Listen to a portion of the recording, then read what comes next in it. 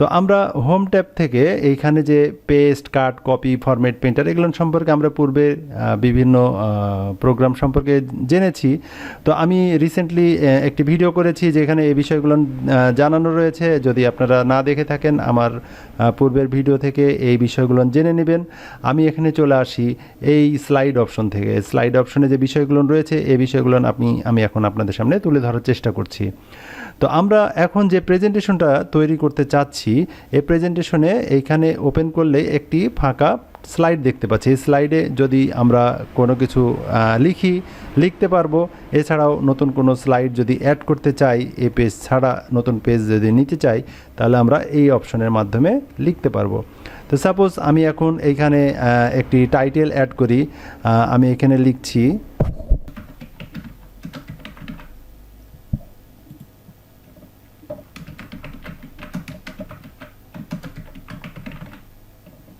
আমি এইখানে একটি টাইটেল এবং একটি সাবটাইটেল লিখলাম। আমি এখন চাচ্ছি যে নতুন আরেকটা স্লাইড নিব এবং সেইখানে আরও কিছু বিষয় উপস্থাপন করব।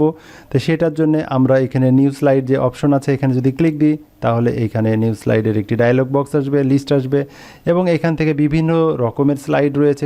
কীরকম স্লাইড আমার দরকার সেটা এখান থেকে নিতে পারি। তো আমি যদি এই স্লাইডটা নিই তাহলে এখানে দেখতে পাচ্ছি যে এখানে টাইটেল এবং সাবটাইটেল লেখার মতো একটি স্লাইড আসবে।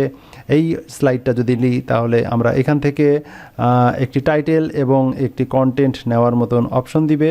এরকম বিভিন্ন রকম সুবিধা সম্বলিত এখানে অনেক ধরনের স্লাইড রয়েছে। এখান থেকে যে স্লাইডটা আমাদের দরকার বা পছন্দ সেইটা আমরা এখান থেকে নিতে পারি। এবং এখানে একটি ব্ল্যাঙ্ক স্লাইডও রয়েছে। এই ব্ল্যাঙ্ক স্লাইডের নিলে এখানে কোনো লেআউট বা হ্যান্ডআউট আসবে না, ফাঁকা আসবে। এখানে ইচ্ছা মতো যে বিষয়গুলো আমাদের দরকার সেগুলো এখানে নিয়ে অ্যাড করতে হবে। তো যাই হোক, আপাতত আমি এই স্লাইডটা নিতে চাচ্ছি। এখানে ক্লিক করলাম তো আমরা দেখতে পাচ্ছি এটা দ্বিতীয় নম্বর স্লাইড আমাদের এখানে অ্যাড হয়ে গেছে। এটা প্রথম নম্বর স্লাইড, এটা দ্বিতীয় নম্বর স্লাইড। আমরা যেমন মাইক্রোসফট ওয়ার্ডে কাজ করি, এটা প্রথম পৃষ্ঠা, এটা দ্বিতীয় পৃষ্ঠা, এভাবে যত রকম পৃষ্ঠা দরকার লাগে আমরা অ্যাড করতে পারি। ঠিক এরকম পাওয়ার পয়েন্ট প্রোগ্রামে এটা একটা স্লাইড, এটা একটা স্লাইড, অর্থাৎ এক একটা পৃষ্ঠাকে এক একটা স্লাইড আমরা বলছি। তো আমি যে স্লাইডটা প্রথমে তৈরি করেছি এই স্লাইডে শুধু এতটুকুই লেখা রাখতে চাচ্ছি এবং পরবর্তী স্লাইড যেটা নিলাম এইখানে আরও কিছু বিষয় উল্লেখ করতে চাচ্ছি। তো সাপোজ আমি যদি এইখানে আরও কিছু বিষয় উল্লেখ করি তার টাইটেলটা কি হবে সেটা এখানে লিখে দিব এবং সে বিষয়ের যে কন্টেন্ট রয়েছে বা ডেসক্রিপশন রয়েছে সেইটা আমরা এখানে লিখতে পারবো।